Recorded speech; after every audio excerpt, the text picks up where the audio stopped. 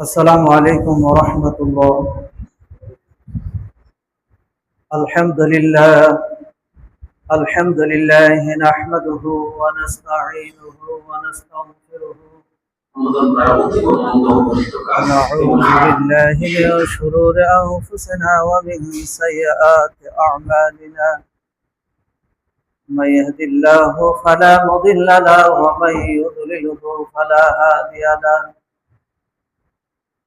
ونشهد أن لا إله إلا الله وحده لا شريك له.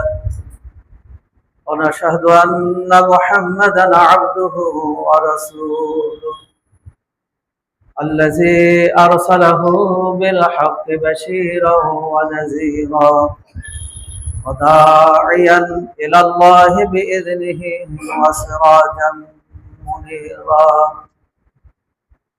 فقد قال الله تعالى في كلامه المجيد والفرقانه الحميد: أعوذ بالله من الشيطان الرجيم.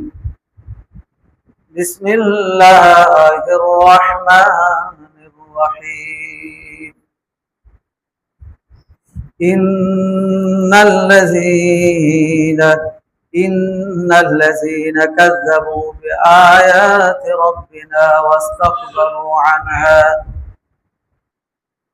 واستكبروا عنها لا تفتح السماء ولا يدخلون الجبل حتى يلج الجبل في سم الخياط. وقال أيضا: وجاء سكرة الموت بالحق ذلك ما كنت منه تحيد. সমস্ত গুণগান, সমস্ত তারিফ মহান আল্লাহ তাআলার জন্য, যিনি আমাদেরকে আজকে জুমার সালাত আদায়ের জন্য মসজিদে আসার সুযোগ দান করেছেন। এই জন্য শুকরিয়া আদায় করি, আলহামদুলিল্লাহ। দরুদ ও সালাম বর্ষিত হোক প্রিয় নবী, বিশ্ব নবী মুহাম্মদ রাসূলুল্লাহ সাল্লাল্লাহু আলাইহি ওয়াসাল্লামের প্রতি। আজকের জুমার মসজিদে উপস্থিত সম্মানিত শ্রদ্ধাভাজন সর্বস্তরের মুসল্লিন ইকরাম, আমি আপনাদের সামনে পবিত্র কালামে পাক থেকে দুটো আয়াত পাঠ করেছি। এর মধ্যে একটি সূরা কফ থেকে আর সূরা আরাফ থেকে। এই আয়াতকে সামনে রেখে মৃত ব্যক্তিদের জন্য জীবিতদের দায়িত্ব, কর্তব্য, এর উপরে দু চারটি কথা বলবো। আমা তৌফিক ইল্লা বিল্লাহ। গত সপ্তাহে মৃত্যু নিয়ে আলোচনা করেছি। আজকে জীবিতদের কি কর্তব্য, কি দায়িত্ব আছে মৃত ব্যক্তিদের জন্য, এই বিষয়গুলো একটু তুলে ধরব। আমরা আমাদের প্রিয় ধর্ম এমন কোন দিক আলোচনা বাদ রাখেন নাই যে মানুষ তার সমাধান খুঁজে পাবে না। ইসলামে প্রত্যেকটা বিষয় সুস্পষ্টভাবে বর্ণনা করেছেন। আমরা মৃত ব্যক্তিদের জন্য কি কি দায়িত্ব, কর্তব্য আমাদের আছে এবং তার সঠিক সুন্দর পদ্ধতি কি, এই বিষয়গুলো আমাদের জানা দরকার। আমরা অনেক ওয়াজ মাহফিল, অনেক বক্তব্য শুনে থাকি, কিন্তু আমাদের আমলিয়াতের মধ্যে, ইসলাম পালনের মধ্যে দিয়ে যেগুলো ত্রুটি আছে, যেগুলো ভুল আমরা করে যাচ্ছি, যুগের পর যুগ সে ভুল আমরা আমল করে যাচ্ছি, তার দুটা কারণ। একটা হলো আমরা এই বিষয়গুলো নিয়ে পড়াশোনা না করা। একজন মৃত ব্যক্তির জন্য কোন কোন কাজ করা দরকার বা করতে হবে, জীবিতদের কোন পদ্ধতিতে করতে হবে, সঠিক ইসলাম কি, তাদের কোন দিক নির্দেশনাগুলো দিয়েছেন। আমরা অনেকে এই ব্যাপারে পড়াশোনাও করি না, শুধু আমার ভাই মারা যায়, জানাজায় যাই, প্রতিবেশী মারা গেছে, তারা যেভাবে তার জন্য যা করে আমরা তাই করি। আর একটা হলো, দিনের দায়ী যারা আছেন এই বিষয়গুলো, সঠিক জিনিসগুলো তুলে ধরছেন না। ওই ভুল চর্চা, ভুল কেতাবে আছে, অমকে বলেছে, অমকে বলেছে, অমক মাযহাবে আছে। এই কেতাব আর মাযহাব আমাদের ইসলাম, সঠিক ইসলাম পালন থেকে অনেক দূরে নিয়ে গেছে। আমরা কেতাব বললে মন ভরে যায় যে কেতাব মানে বিশাল কিছু।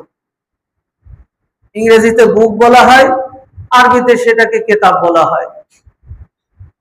কেতাবে আছে এটা হাদিস নয়, কেতাবে আছে এটা আমার শরীয়ত নয়, এটা ইসলাম নয়। আমার ইসলাম হতে হবে রাসূলের সুন্নাহ থেকে, কোরআন থেকে, অর্থাৎ কোরআন এবং হাদিস থেকে কতটুকু কি বিষয় নির্দেশনা দিয়েছেন এটা আমাদেরকে মানতে হবে, সেটা আমাদের করতে হবে। তা না হলে যুগের পর যুগ, দিনের পর দিন, আমার এক ভাই তার দুনিয়ার সফর শেষ করলেন, এই শেষ বিদায় থেকে আমরা তার প্রতি যে আমাদের দায়িত্ব কর্তব্য ছিল সেইগুলো আমরা আল্লাহ এবং রসুলের নির্দেশনা অনুযায়ী তাকে আমরা সেই বিদায়টা জানাতে ব্যর্থ হচ্ছি। অথচ উচিত ছিল সঠিকটা জেনে ওই পর্যন্ত ওইটুকু আমল করে আমার ভাইকে শেষ বিদায় জানানো। মুহতারাম হাজিরিন, পর্যায়ক্রমে বিষয়গুলো তুলে ধরবো ইনশাআল্লাহ। আমাদের মৃত্যুটা বড় কঠিন। ভালো মানুষ হলে তার মৃত্যুটা আরামদায়ক হবে, মৃত্যুটা সহজে জানটা বেরিয়ে যাবে। আল্লাহ রাব্বুল আলামিনের রহমতের ফেরেশতা যখন তার রূহটা নিয়ে আসমানের দিকে যাবেন, আসমানের যারা দায়িত্বশীল ফেরেশতা রয়েছেন তাদেরকে ইস্তেকবাল জানাবেন, সম্মান জানাবেন। আর তার ব্যতিক্রম হলে, বদকার হয়ে থাকে অথবা আল্লাহর দিনকে, আল্লাহর বিধানকে, আল্লাহর কেতাবকে, আল্লাহর আইনকে অস্বীকার করে, অবিশ্বাস করে, তাদের জন্য বড় ভয়ানক। আসমানের দরজা খোলা হবে না তাদের জন্য। আল্লাহ পবিত্র কালামে বলছেন, ইন্নাল্লাযীনা কাযযাবু বিআয়াতিনা ওয়াস্তাকবারু আনহা, নিশ্চয় যারা আমার আয়াতকে, আমার বিধানকে অস্বীকার করে, ওয়াস্তাকবারু আনহা, সেই বিধান থেকে মুখ ফিরিয়ে নেয়, অহংকার করে, লা তুফাত্তাহু লাহু আবওয়াবুস সামা, এমন পাপীদের জন্য আসমানের দরজা খুলে দেওয়া হবে না। অর্থাৎ এই রূহগুলো নিয়ে যখনই আসমানের দিকে যাবে, পাপীকে ঘৃণা করে আসমানের দরজা খোলা হবে না, বন্ধ রাখা হবে। বহনকারী ফেরেশতারা বিরক্ত হয়ে সেখান থেকে সে রূহটাকে নিক্ষেপ করবেন জমিনের দিকে। এমন পাপীর রূহ নিয়ে আমি এখানে এসেছি, আবার নিয়ে যাবে দিকে, আবার চেষ্টা করি, বারবার চেষ্টা করে তাদের জন্য কি করা হবে না, আসমানের দরজাগুলো খুলে দেওয়া হবে না। এই পাপীদের দুরবস্থা হবে। ওয়াস্তাকবারু আনহা লা তুফাত্তাহু লাহু আবওয়াবুস সামা ওয়ালা ইয়াদখুলুনাল জান্নাতা। আর এই রূহগুলো, এই মানুষগুলোর রূহগুলো জান্নাতেও প্রবেশ করবে না। ওদের জান্নাতে প্রবেশ করা ওইরূপ অসম্ভব যেমন সূচের ছিদ্র দিয়ে ওট প্রবেশ করা যেরকম অসম্ভব, ওদের জান্নাতে যাওয়া তার থেকে অসম্ভব। আমার ভাইরা, আজরাইল যখন মূল আকৃতি নিয়ে, আসল আকৃতি নিয়ে যখন তার সামনে আসবে, পাপীদের কলিজা শুকে যাবে। পাপীদের ওই আকৃতি দেখে ভীত সন্ত্রস্ত হয়ে যাবে। এরপরও আজরাইল তার দেহ থেকে প্রাণটা টেনে হেঁচড়ে বের করবেন। এরপর আসমানের দরজা খুলে দেওয়া হবে না, বারবার তাদের সেই রূহগুলোকে নিক্ষেপ করা হবে। ছুঁড়ে মারা হবে, বেইজ্জতি হবে। আল্লাহ রাসূলের অপর একটি হাদিসে আছে, গজবের ফেরেশতারা নোংরা, তৈলাক্ত, গন্ধযুক্ত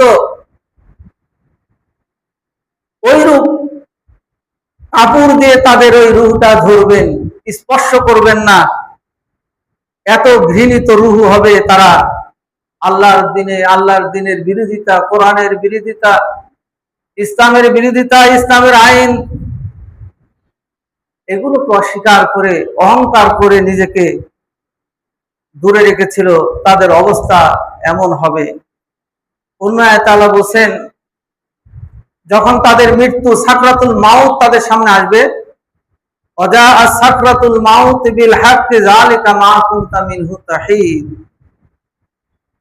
যখন তোমাদের কাছে সাকরাতুল মাউত এসে যাবে, কেউ সেখান থেকে, এই সত্য সাকরাতুল মাউত, মৃত্যু থেকে কেউ পলায়ন করতে পারবে না। যালিকা মা কুনতা মিনহু তাহিদ, যেটার ব্যাপারে তোমরা অনেক টালবাহানা করতে, অনেক কথা বলতে, সেই সাকরাতুল মাউত যখন সামনে আসবে, আল্লাহ রাসূল সাল্লাল্লাহু আলাইহি ওয়াসাল্লাম যখন শেষ দুনিয়ার সফর শেষ করছিলেন, অর্থাৎ মুমূর্ষ অবস্থায়, রাসূল সাল্লাল্লাহু আলাইহি ওয়াসাল্লাম আয়েশাকে বলছেন, হে আয়েশা, তুমি একটু পানি নিয়ে এসে দাও। আল্লাহ রাসূলের কাছে খাবারের পানি নিয়ে এসে দেওয়া হলো। আল্লাহ রাসূল বারবার পিয়ালার মধ্যে হাতটা ভিজে তার চেহারাটা পানি দিয়ে মুছছিলেন এবং বলছিলেন, হে আল্লাহ, তুমি সাকরাতুল মাউত সহজ করে দাও, হে আল্লাহ, তুমি সাকরাতুল মাউত সহজ করে দাও। অর্থাৎ রাসূল আরো বলেছেন, একটা মানুষ জীবিত অবস্থায় যেমন তার শরীরের চামড়াগুলো টেনে তোলা যেই রকম কঠিন, তার চেয়ে শতগুণ কঠিন হলো সাকরাতুল মাউত। এই জন্য রাসূল সাল্লাল্লাহু আলাইহি ওয়াসাল্লাম, আল্লাহুম্মা ইন্নী আউযু বিকা মিন সাকরাতিল মাউত, হে আল্লাহ, আমি মৃত্যুর যন্ত্রণা থেকে তোমার কাছে পানা চাই, আশ্রয় চাই, এই প্রার্থনা করতেন। আল্লাহ নবী যদি এই প্রার্থনা করতেন, আমাদের কি দশা হবে, কি অবস্থা হবে। তাই বেশি বেশি নামাজ, আমরা সাকরাতুল মাউত থেকে, মৃত্যুর যন্ত্রণা থেকে আল্লাহর কাছে পানা চাইবো, হে আল্লাহ, তুমি আমার মৃত্যু সহজ করে দাও। এরপরও রাসূল সাল্লাল্লাহু আলাইহি ওয়াসাল্লাম বলেছেন, আজরাইলের বিকট চেহারা, ভয়ঙ্কর চেহারা দেখে যখন মানুষ গলা শুকে যাবে, চোখ বড় বড় হয়ে যাবে, হা করবে, চিৎকার করবে, এমতো অবস্থায় তোমরা তার পাশে তালকিন করাবে, লা ইলাহা ইল্লাল্লাহ মুহাম্মাদুর রাসূলুল্লাহ। এমন ভাবে তার পাশে বলতে হবে যাতে সে বিরক্ত না হয়, এবং তাকে চাপ সৃষ্টি করাও যাবে না। মুমূর্ষু ব্যক্তির পাশে শুধু পড়তে হবে, যার শেষ নিঃশ্বাস হবে কালিমাতুত তাইয়্যিবা লা ইলাহা ইল্লাল্লাহ বলতে বলতে, আল্লাহ রাসূল বলেছেন, ফাদাখালাল জান্নাহ, সে জান্নাতে প্রবেশ করবে। তাই রাসূল বলেছেন, তোমরা ওই সময় সাকরাতুল মাউত যখন গ্রাস করছে, এই সময় তোমরা তার পাশে কালেমা পাঠ করবে, যাতে সে কালেমা উচ্চারণ করে এই দুনিয়া থেকে পরকালের যাত্রী হতে পারে। তাহলে তার হবে হিসাব সহজ, জান্নাত হবে তার। তাই আমরা মুমূর্ষু ব্যক্তির পাশে কালেমা লা ইলাহা ইল্লাল্লাহ, এই তালকিনটা আমরা করাবো, এটা রাসূলের নির্দেশনা। লোক মারা গেল, আমাদের দায়িত্ব কর্তব্যের মধ্যে ওটাও একটা দায়িত্ব কর্তব্য যে মৃত ব্যক্তি মারা যাওয়ার সাথে সাথেই তার চারিপাশে বসে গেল কোরআন নিয়ে, কালেমা দোয়া ইউনূস পড়া নিয়ে। আল্লাহ রাসূল সাল্লাল্লাহু আলাইহি ওয়াসাল্লাম জীবিতদেরকে দায়িত্ব দিয়েছেন মৃতকে নিয়ে শিরক বিদআত পরিহার করা, দূর করা। ওই মৃত ব্যক্তির পাশে কোরআন পড়ার কোনো ফায়দা নাই। কোরআন আসছে জীবিত ব্যক্তির জন্য, কোরআন আসছে ব্যক্তিগত, পারিবারিক, সামাজিক, রাষ্ট্রীয়, ধর্মীয় বিষয়গুলো পালনের জন্য। ওই মৃত ব্যক্তির পাশে আল্লাহ রাসূলের জামানায়, সাহাবীদের জামানায়, তাবেঈদের জামানায় কোরআন পড়া হয় নাই, দোয়া ইউনূস পড়া হয় নাই, লাখ কালেমা পড়া হয় নাই, কালেমা পড়া হয় নাই। এগুলো নব একটা বেদাত ইসলামে চালু হয়েছে। তাই আমার ভাইকে, যারা জীবিত আছি, আমার ওই ভাই যেন বেদাতের সাথে, তার কাছে বেদাত নিয়ে বেদাতের আঁকড়া বসাতে না পারি, যেটা আমরা না কেউ করতে চাইলে আমরা সেই আঁকড়া গুলো, বেদাত গুলো সেখান থেকে দূর করে ওই ভাইয়ের বিদায়টা যেন সুন্দর হয়, রসুলের পদ্ধতিতে হয়। মোহতারাম হাজিরিন, আল্লাহ রসুল সাল্লাল্লাহু আলাইহি ওয়াসাল্লাম বলেছেন, একজন মানুষ মারা যাওয়ার সাথে সাথেই চারটা কাজ জীবিতদের জন্য আবশ্যকীয় হয়ে যায়। এক নাম্বার হলো তার দ্রুত দাফন কাফনের ব্যবস্থা করা। যত দ্রুত পারবেন, জীবিতদের দায়িত্ব কর্তব্য হলো মৃত ভাইয়ের জানাজা অর্থাৎ দাফন কাফন দ্রুত সম্পন্ন করা।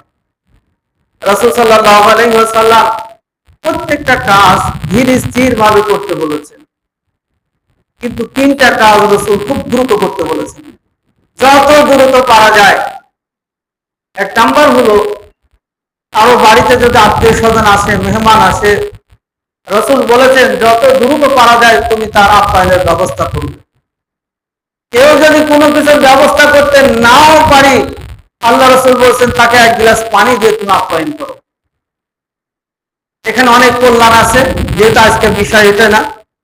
দুই নাম্বার হলো, বাড়িতে উপযুক্ত ছেলে অথবা মেয়ে থাকলে তাদের বিয়ে শাদীর ব্যবস্থা করতে হবে। আল্লাহ রাসূল বলেছেন দ্রুত তোমরা তাদের বিয়ের ব্যবস্থা করবে। তিন নাম্বার, তোমাদের কেউ মারা গেলে দ্রুত দাফনের কাজ সম্পন্ন করবে। সাহাবীরা জিজ্ঞাসা করলেন, হে আল্লাহ রাসূল,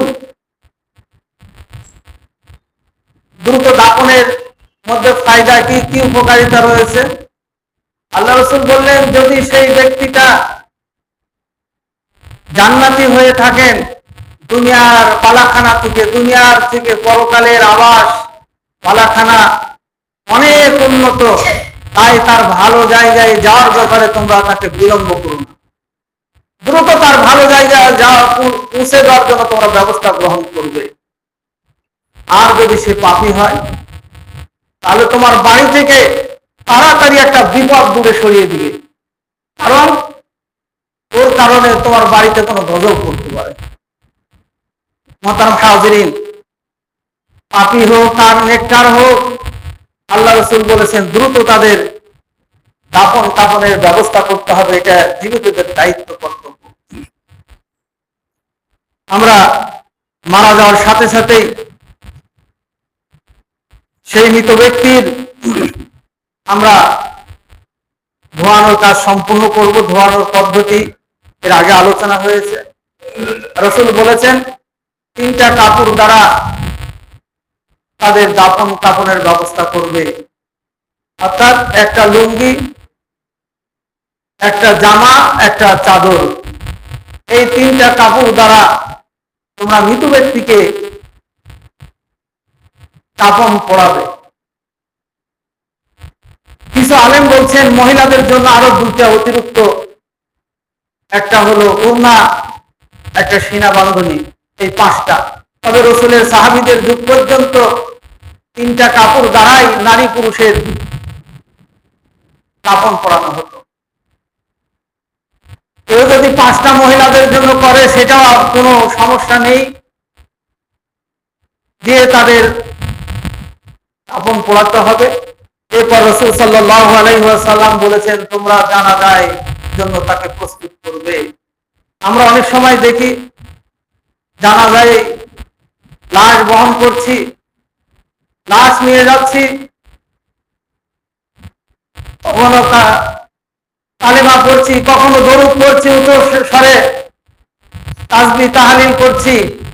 আল্লাহ রাসূল সাল্লাল্লাহু আলাইহি ওয়াসাল্লাম বলেছেন মৃত ব্যক্তিকে কাঁধে নিয়ে কোনো কালেমা নয়, মৃত ব্যক্তিকে ঘাড়ে নিয়ে কোনো দরুদ নয়, বরং তোমরা ওই মৃত ব্যক্তির আল্লাহুম্মা গফির লাহু ওয়া সাব্বিতহু মনে মনে তোমরা সেটা করবে আর নিয়ে যাবে। আল্লাহুম্মা গফির লাহু ওয়া সাব্বিতহু, হে আল্লাহ তাকে ক্ষমা করে দাও, হে আল্লাহ তাকে ঈমানের উপর অটল রাখো, হে আল্লাহ তার কবরের সওয়াল জবাবের উপর তাকে অটল রেখো, তিনি যেন উত্তরটা দিতে পারে। মুহতারাম হাজিরিন, এছাড়া কালেমা পড়তে পড়তে নিয়ে যাওয়া, মাঝে দুইবার তিনবার রাখা, বা দরুদ পড়া, এটা রাসূল সাল্লাল্লাহু আলাইহি ওয়াসাল্লাম এবং তার সাহাবীদের যুগে এটা ছিল না। তাই আমার ভাইকে বিদায়ের সময় তার লাশটি কাঁধে নিয়ে রাসূল এবং তার সাহাবীরা যেই পদ্ধতিতে কবরস্থানে নিয়ে গিয়েছেন, সেই পদ্ধতিতেই আমরা তাকে নিয়ে যাব। এরপর জানা যায় আল্লাহ রাসূল সাল্লাল্লাহু আলাইহি ওয়াসাল্লাম লাশকে সামনে রেখে দুটা কথা বলতেন যে এই মৃত ব্যক্তির কোনো ঋণ আছে কিনা, তোমরা যদি কেউ কিছু পেয়ে থাকো তাহলে তোমরা তার পরিবারের সাথে যোগাযোগ করো অথবা ক্ষমা করে দাও। আর বলতেন তোমার ভাই চিরদিনের জন্য তোমাদের মাঝ থেকে চলে যাচ্ছেন, তোমরা তাকে ক্ষমা করে দাও। এক হলো ক্ষমা চাওয়া, দুই হলো ঋণ থাকলে ঋণ পরিশোধের, এই কথাটুকু রাসূল সাল্লাল্লাহু আলাইহি ওয়াসাল্লাম বলতেন। আর যদি তার ঋণ পরিশোধের কোনো দায় দায়িত্ব কেউ না নিতেন অথবা লোকটা বেনামাজি হতেন, আল্লাহ রাসূল সেই জানাজা ছেড়ে চলে দিতেন, ওই জানাজা করতেন না। আজকের যুগে যদি একজন ইমাম যে শুনেন যে বেনামাজি বা ঋণ খেলাপি জানাজা না করে চলে যায়, কি ঘটবে? আল্লাহ রাসূল সাল্লাল্লাহু আলাইহি ওয়াসাল্লাম যার ঋণ আছে, হকুল ইবাদ নষ্ট করেছে, আল্লাহ রাসূল বলতেন আগে ঋণ পরিশোধ করো, তারপর জানাজা। রাসূল জানাজা না করে চলে যেতেন। মোহতারাম হাজিরিন, আজকে লাশকে সামনে রেখে জানাজার আগে অথবা পরে আমরা প্রচলিত একটা বেদাত শুরু করে দিয়েছি। ওখানে রাজনীতিবিদকে আলোচনা করতে হবে, আলেমকে আলোচনা করতে হবে, এলাকার মুরব্বি মাতাব্বরকে আলোচনা করতে হবে।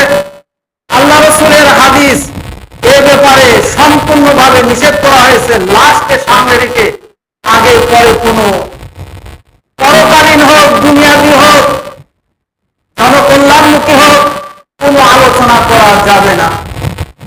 আজকে দেখেন লাশ সামনে রেখে দীর্ঘক্ষণ আলোচনা করছেন রাজনীতিবিদরা, তার পরিচয়, তিনি তার পরিচিতি বাড়াচ্ছেন, ওই মাইয়াতের কি ওখানে কল্যাণ আছে।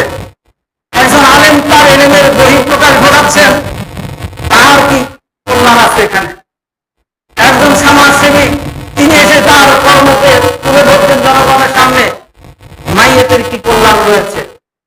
আমার ভাইয়ের, আমরা জীবিতরাই প্রতিবাদ যদি আমরা করতে না পারি, বন্ধ করতে না পারি, এক সময় আমাদের প্রজন্মরা মনে করবে লাশকে সামনে রেখে কিছু ওয়াজ নসিহত, কিছু রাজনৈতিক বক্তব্য দেওয়াটা এটা শরীয়ত সম্মত। এমন কিছু ভালো কাজের নামে শরীয়তে বেদাত প্রতিষ্ঠিত হচ্ছে, এই বেদাত এক সময় সুন্নাতে রূপান্তরিত হবে। তাই আমার ভাইকে বিদায় দিব আমি আমার রাসূলের পদ্ধতিতে, রাজনীতিবিদদের সেখানে দরকার নেই, আলেমের এলেমের জাহির করার প্রয়োজন নেই। এই জন্য আমাদের উচিত হবে আমার ভাইকে বিদায়ের জন্য, আমার আপনজনকে বিদায়ের জন্য আমি নিজের পরিবারের যোগ্য ব্যক্তি হিসাবে গড়ে উঠব। আমার জানাজা আমি আমার ভাইয়ের জানাজা আমি পড়াতে পারবো না। আল্লাহু আকবার বলে হাত থেকে আল্লাহ রাসূল সাল্লাল্লাহু আলাইহি ওয়াসাল্লাম সূরা ফাতিহা পড়েছেন। দ্বিতীয়বার আল্লাহু আকবার বলে হাত উঠিয়ে দরুদ ইব্রাহিম পড়েছেন। তৃতীয়বার তাকবীর দিয়ে আল্লাহ রাসূল হাত উঠিয়ে জানাজার দোয়া করেছেন। চতুর্থবার তিনি হাত উঠিয়ে তাকবীর দিয়ে জানাজার সালাম ফিরিয়ে জানাজা শেষ করেছেন। আমার ভাইরা, আমরা অনেক কিছু শিখছি, অনেক কিছু জানছি, অনেক কিছু মুখস্থ করছি। এই মসজিদে যদি আমরা জিজ্ঞাসা করি কতজন জানাজার দোয়াটা জানেন, অনেকেই হয়তো বলবেন যে পারি না। জানাজায় যাচ্ছি, এই তিনটা সূরা ফাতিহা, দরুদ ইব্রাহিম, জানাজার দোয়া, এটা আমরা শিখে নিতে পারছি না। এই পদ্ধতিতে আমি মারা গেল আমার ভাই, আমি জানাজা করব। এর আগে কোনো নেতাকে আলোচনা করতে দেব না, কোনো আলেমকে নাই, পরেও কোনো ব্যক্তিকে নাই। সুন্দর পদ্ধতিতে আমার ভাই এই দুনিয়ার বিদায়টা নিলেন। আমার ভাইরা, তাই শরীয়তের নামে বেদাত চালু করে সেই জায়গায় থেকে রাসূলের সুন্নাত বিতাড়িত হচ্ছে, এই বিষয়গুলো আমাদেরকে খেয়াল করতে হবে। আমরা শুধুমাত্র তার ঋণ ব্যাপারে প্রশ্ন করব, তার জন্য ক্ষমা প্রার্থনা আমরা করব, এইটুকু বলে জানাজা করতে হবে।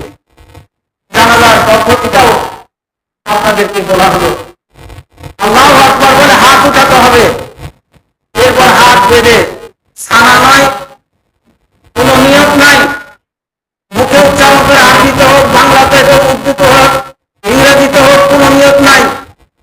মনে মনে আপনি যখন জানাজায় দাঁড়িয়েছেন, এটাই নিয়ত হয়ে গেছে। এরপর সূরা ফাতিহা পড়বেন। ইমাম হলেন, সূরা ফাতিহার পর আরেকটি সূরা বা কোরআনের কোন অংশ পড়বেন, দ্বিতীয়বার হাত উঠাতে হবে। আমরা দেখি জানাজার সালাত হচ্ছে, অথচ মুসল্লিরা কেউ হাত উঠাচ্ছে না, 2-4 জন ব্যতীত। আল্লাহ রাসূলের সাহাবী বলছেন, আব্দুল্লাহ ইবনে মাসউদ বলছেন, আমরা রাসূলের পিছে জানাজা আদায় করেছি, জানাজার সালাত আদায় করেছি, রাসূল যতবার তাকবীর দিয়েছেন ততবার রাসূল হাত উঠিয়েছেন, আমরা করেছি। রাসূল করেছেন, এটা আমি করছি না। রাসূল বলছেন যে এইভাবে জানাজা করছে, আব্দুল্লাহ ইবনে মাসউদ বলছেন রাসূল এইভাবে জানাজা করেছেন, আমরা এইভাবে জানাজা করেছি, আর আমরা তার উল্টাটা করছি। মেহেরবানি করে এই বিষয়গুলো জানতে হবে। যদি ইমামকে যদি মনে করেন যে অতিরিক্ত বলছে, আপনারা জানাজার অধ্যায় তুলে সেগুলো করে আমরা সঠিক জিনিসটা, সঠিক ইসলামটা আমরা চর্চা করি। এরপর আল্লাহ রাসূল সাল্লাল্লাহু আলাইহি ওয়াসাল্লাম বিশেষ মাহের ব্যক্তি হলে 5 তাকবীরে জানাজার সালাত আদায় করেছেন। এবং জানাজার সালাত আদায়ের সময় এই কয়েকদিন আগে এক জানাজায় গেলাম, ইমাম সাহেব জুতা পরে, স্যান্ডেল পরে জানাজার সালাত আদায় করাবেন বলে দাঁড়িয়েছেন। পিছন থেকে মুসল্লিদের চাপে তিনি জুতা পরতে ব্যর্থ হলেন। আল্লাহ রাসূলের হাদিস আছে, জুতাতে যদি দৃশ্যমান কোন নাপাকি না থাকে, সেই জুতা পরে মসজিদের সালাত আদায় করতে পারবে। আপনাদের কাছে একটা প্রশ্ন, যে জুতা পরে আমি গোরস্থানে গেলাম, সেই জুতার ভিতর থেকে পাটা বের করে জুতার পিঠে রাখার ভিতরে রাখার মধ্যে পার্থক্যটা কি? একজন ব্যক্তি জুতার ভিতর থেকে পাটা খুলে জুতার পিঠের উপর রাখেন, যদি নাপাকি সেটি থাকে, পিঠের উপর রাখলে সেটা পবিত্র হয়ে গেল। ইমাম সাহেবকে একজন অজান্তা ব্যক্তি জানে না যে জুতা পরে সালাত আদায় করা যাবে, জানা তার সালাত করা যাবে, বাধ্য করলে জুতা পড়ছে। অর্থাৎ অজান্তা ব্যক্তি আর ব্যক্তিগত মাযহাবী চিন্তা চেতনা থেকে একজন ব্যক্তিকে সুন্নাতের উপর আমল করা থেকে বিরত রাখতে। জুতা পরে আপনি সালাত আদায় করবেন, জানাজায় যাবেন, কোন ত্রুটি নেই। আল্লাহ রাসূলের সাহাবীরা করেছেন, কবরস্থানে জুতা পড়ে গেছেন। আমার ভাইয়েরা, শরীয়তের নামে বেদাত চালু করা এটা একটা বড় আমাদের জন্য। আল্লাহ রাসূল বলেছেন, কুল্লু বিদআতিন দালালা ওয়া কুল্লু দালালাতিন সাবিলুহা ইলা আন-নার। প্রত্যেকটা বেদাত হলো গোমরাহি, আর প্রত্যেকটা গোমরাহি জাহান্নামের পথে প্রসাদ। রাসূল সাল্লাল্লাহু আলাইহি ওয়াসাল্লাম এরপর কবরস্থানে কবরে রাখতেন, রাখার পর বিসমিল্লাহি ওয়া আলা মিল্লাতি রাসূলিল্লাহ বলে তার মুখটাকে মেরামতি করে দিতেন। আমার ভাইরা, সারাটা জীবন নামাজ পড়ল না, সারাটা জীবন অন্যায় করল, সারাটা জীবন কোরআনের বিরোধিতা করল, ইসলামপন্থীদেরকে যদি তার মাথায় হাত রেখে তার সামনে বিসমিল্লাহি ওয়া আলা মিল্লাতি রাসূলিল্লাহ, আমি রাসূলের জীবন ব্যবস্থা ইসলামের উপর আমি রেখে যাচ্ছি, এর কোনো কল্যাণ হবে না। আল্লাহ তাআলা সূরা তাওবার মধ্যে বলছেন, মুনাফিকদের জন্য ইস্তাগফিরুল্লাহুম আও লা তাস্তাগফিরুল্লাহুম ৭০ মাররাতান, হে রাসূল একবার নয় ৭০ বার যদি এই মুনাফিকের জন্য আপনি ইস্তিগফার করেন, আল্লাহ তাআলা কবুল করবেন না, তার কোনো কাজ হবে না। আর একজন ব্যক্তি ওখানে দাঁড়িয়ে একটা মিথ্যা সাক্ষ্য দিচ্ছে যে আল্লাহ রাসূল কোরআন বিধানের মধ্যে আমি আমার ভাইকে রেখে যাচ্ছি, অথচ জীবন বিরোধিতা করেছে, কোরআনের বিরোধিতা করেছে, রাসূলের বিরোধিতা করেছে, নামাজ পড়ে অস্বীকার করেছে। আমার ভাই মারা যায়, যদি সে নামাজ হয় তার জন্য কোরআনের ইস্তেগফার করেন তো কবুল হবে। সে যদি তার বিপরীত হয়ে থাকে, তার ক্ষমা প্রার্থনা আল্লাহর কাছে কোনোটাই গ্রহণ করতে হবে না। এরপর রাসূল সাল্লাল্লাহু আলাইহি ওয়াসাল্লামের সাহাবীরা তার কবরের উপর মাটি দিতেন, বিসমিল্লাহ বলে 3 মুষ্টি মাটি দিতেন, 3 মুষ্টি মাটি বিসমিল্লাহ বলে দিতেন। এই মসজিদে কবরে মাটি দেওয়া কি বলে দিতে হবে, বারবার আলোচনা করা হয়েছে।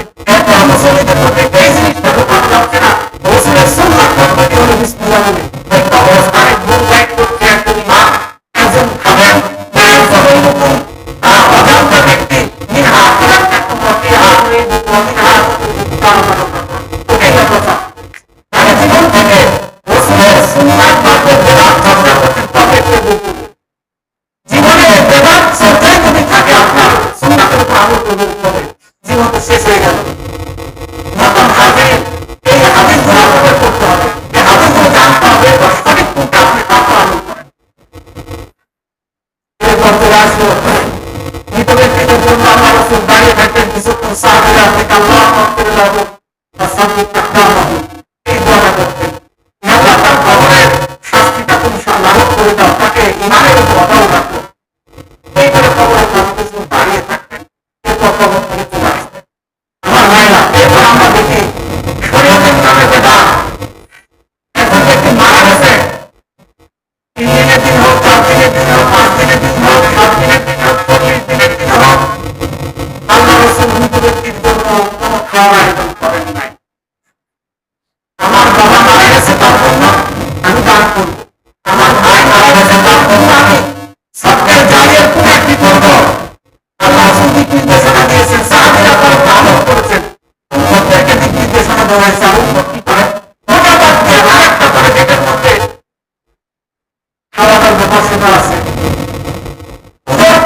কোরআনের ব্যাপার সেটা আছে, ওই সিদ্ধান্তটা সেটা নেওয়া হচ্ছে। আল্লাহ রাসূল বলেছেন, কেউ যদি তার মৃত ভাইয়ের মৃত ব্যক্তিদের কবরের শাস্তি বাড়াতে চায়, সে যেন তার উদ্দেশ্যে খাওয়ার আয়োজন করে। আর এত পরিবর্তন হয়ে গেলাম, ও ভাইয়ের খাওয়া প্রার্থনা না করে তার কবরের শাস্তি বাড়াচ্ছে। মহান হাজিরিন, আমাদেরকে এই খাওয়ার প্রথা চালু হয়ে জন্মদিন থেকে, এই খাওয়ার নিয়ম চালু হয়ে জন্মদিন থেকে। এছাড়াও কোনো ভাই কোনো বোন মারা গেলে যেই দিন মারা গেছে সেই দিন উদযাপন করা, সেই দিন খাওয়ার আয়োজন করা, সেই দিন দোয়ার মাহফিল করা, সেই দিন মিলাদ করা, বেদাতি মিলাদ, এটা করা যাবে না। আমার ভাই মারা গেছে তার জন্য সরকার জারিয়া করবো, ইস্তেগফার করবো, আল্লাহর কাছে করবো। এটাই হলো ইসলাম, এটাই হলো রাসূলের শিক্ষা, এটাই হলো সঠিক ইসলাম। এরপর আমাদের দেখা যায় কোনো কোনো অঞ্চলে জানাজার পরে বাতাসা মিষ্টি বিতরণ করতে হিন্দুরা তার ভাইদেরকে আগুনে পুড়িয়ে এসে মিষ্টি খায় আনন্দ করে। মুসলমানদের মধ্যে এই জিনিসগুলো ঢুকে গেছে। খাবার বিতরণ করছে, বাতাসা বিতরণ করছে, মিষ্টি বিতরণ করছে, জানাজার পরেও করছে, 3 দিন 5 দিন 7 দিনের দিনে করছে। আমি যদি মুসলিম হয়ে থাকি তাহলে ওই হিন্দুয়ানি কথাগুলো বন্ধ করতে হবে। আমাকে আপনাকে কোরআন সুন্নাহ থেকে নির্দেশনা দিয়েছে, মৃত ব্যক্তির জন্য দায়িত্ব কর্তব্য আমাকে দিয়েছে, সেটা পালন করতে হবে। মহান হাজিরিন, এরপর আল্লাহ রাসূল বলেছেন, জীবিতদের এই কাজ সম্পন্ন করার পর ফিরে এসে বাড়িতে সর্বপ্রথম যে কাজটি করবেন সেটা হলো তার রেখে যাওয়া সম্পত্তি, তার রেখে যাওয়া স্থাবর অস্থাবর সম্পত্তিগুলো মাত্রায় ব্যবস্থা করতে হবে। বর্তমানে আগে বলা হয়েছে, আল্লাহ রাসূল বলেছেন, তার যদি ঋণ থাকে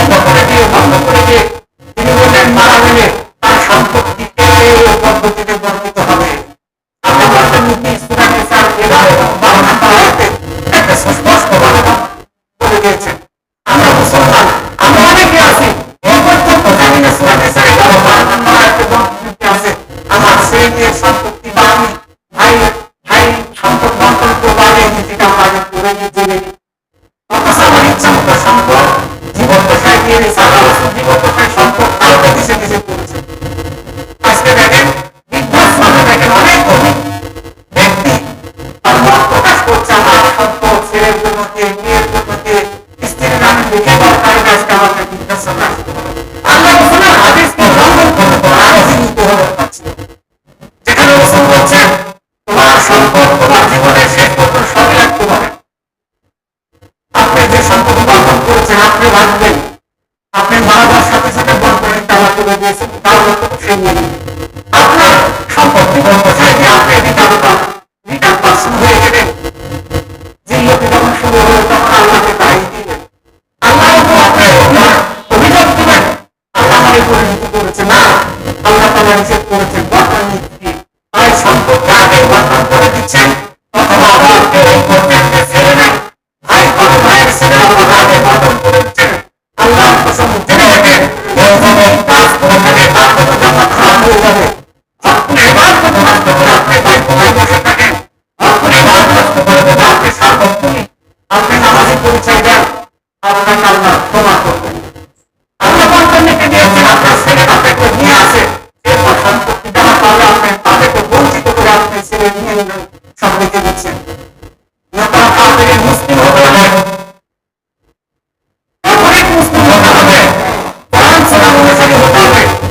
এরপর ছেলে মেয়েদের মধ্যে যে বর্তমান নীতি আছে সেই বর্তমান নীতির আলোকে জীবিত যারা দায়িত্বশীল আছে পরিবারের প্রতিবেশী তারা তাদের এই বর্তমান কাজ সুশান্ত বর্তন করবে। আমার ভাইরা, আল্লাহ রাসূল সাল্লাল্লাহু আলাইহি ওয়াসাল্লাম বলেছেন তোমরা যদি তোমাদের ভাইয়ের এই দায়িত্ব পালন থেকে ব্যর্থ থাকো তাহলে তোমার জীবিত মৃত ভাইয়ের জন্য তোমাদের যে করণীয় কর্তব্য ছিল সেটা তোমরা অর্জন করবে। তাই আমাদেরকে বিষয়গুলো খেয়াল রাখতে হবে। আল্লাহ রাসূল সাল্লাল্লাহু আলাইহি ওয়াসাল্লাম বলেছেন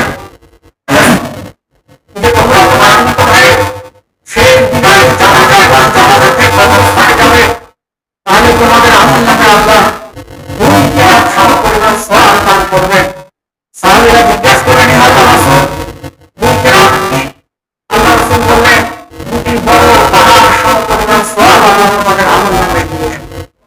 মোহতারাম হাজিরিন, তাই আমরা আমাদের ভাইদেরকে যেই পদ্ধতিতে আল্লাহ রাসূল বিদায় দিতে বলেছেন সেই পদ্ধতি অনুসরণ করি। আমরা যেন আল্লাহর বিধানকে অর্পণ করে নিজের ইচ্ছা মতো পদ্ধতিতে যেন আমরা প্রয়োগ না করি, তাহলে পরকালে আপনি হককে এবার নষ্ট কারণে আপনাকে সেই অপরাধী হিসেবে আল্লাহর কাছে দাঁড়াতে হবে। আল্লাহ বলছেন যে কেউ যদি আমার হক নষ্ট করে আমি আল্লাহ চাইলে ইয়াগফিরুনি মান ইয়াশা ওয়া ইউআযিবু মান ইয়াশা, আমি ইচ্ছা করলে ক্ষমা করে দিতে পারি, আমি ইচ্ছা করলে তাকে মাফ করে দিতে পারি। কিন্তু হককে এবার নষ্ট করলে ওই ব্যক্তি যতক্ষণ পর্যন্ত ক্ষমা করবেন না ততক্ষণ পর্যন্ত মাফ হবে। তাই আমরা হককে এবার নষ্ট করে হককে আদায় করতে যেন না যায়, বরং আল্লাহ রাসূল যে বিধান দিয়েছেন সে অনুযায়ী কাজ করি। আমার মৃত ভাইয়ের শেষ বিদায় যেন রাসূলের সুন্নাত মোতাবেক হয়, এই খাওয়ার কথা বন্ধ করি। আমরা রাসূল যেভাবে কবরে মাটি দিয়েছেন সেটা অনুসরণ করি, যেভাবে জানাজা নিয়ে গিয়েছেন ঠিক সেইভাবে আমরা জানাজা নিয়ে যাই, যেভাবে আল্লাহ রাসূল তার জন্য পাপ প্রার্থনা করেছেন আমরা সেই পাপ প্রার্থনা করি। এবং জানাজার বিশেষভাবে একাধিক যদি জানাজা হয়, আল্লাহ রাসূল সাল্লাল্লাহু আলাইহি ওয়াসাল্লাম একসাথে একাধিক জানাজা তিনি একবারে করেছেন। একজন ইমাম সাহেব 10টা জানাজা আসছেন, তিনি 10 বারে 10টা জানাজা করবেন। ইসলাম এত কঠিন নয়, বদরের যুদ্ধে উহুদের যুদ্ধে শাহাদাত বরণ করেছেন। এমন সাহাবীদের যারা নিহত হয়েছেন আল্লাহ রাসূল সাল্লাল্লাহু আলাইহি ওয়াসাল্লাম একই সাথে একাধিক লাশকে সামনে নিয়ে একবারে জানাজা আদায় করেছেন। বাইতুল্লাহ যারা গেছেন হজ করতে দেখেছেন 10টা 15টা 20টা লাশ একসাথে ইমাম সাহেব একসাথে জানাজা আদায় করেছেন। আর আমরা নতুন বেদাত শুরু করে দিয়ে নতুন সিস্টেম চালু করেছি, 10টা জানাজা হলে 10 বার লাশ সামনে নিয়ে সেদিন জানাজা করতে হবে। একজন মানুষের কর্ম আছে, একজন মানুষের ব্যস্ততা আছে, 10টা জানাজাই যদি 15 মিনিট করেও লাগে কয় মিনিট সময় দিতে হবে। এটা হলো আমার আপনার ব্যক্তিগত মত প্রয়োগ করতে যে যেমন দুনিয়ার ব্যস্ততার মধ্যে আমাকে আপনাকে অধিক সময় ব্যয় করতে হচ্ছে, রাসূলের সুন্নাত পূজা করতে হবে। তাই আমরা রাসূল যে পদ্ধতিতে যা করেছেন আমরা সেটা অনুসরণ করি। মহান আল্লাহ তাআলা আমাদের উত্তম যাজা দিবেন। আমাদের দায়িত্ব কর্তব্যগুলো সঠিকভাবে পালিত হবে, আল্লাহর কাছে আমরা সম্মানিত হব। মহান আল্লাহ তাআলার কাছে সে প্রার্থনা করি আর তোমাদের শেষ করছি।